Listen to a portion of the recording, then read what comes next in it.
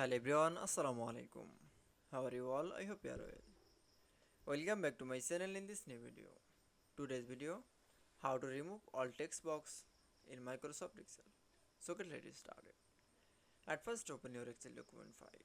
Firstly then show the Excel document from the remove all text box, then show the to text box is from the show.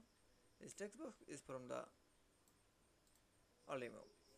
Now now for click first text box. Now keyboard press from the shape press into the now for click second text box. That's it.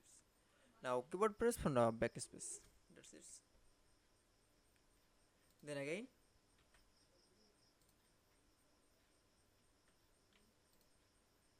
remove the all text boxes in Microsoft Excel from the now first text box. Now for click, then keyboard press from the shape shift from the now for click second text box.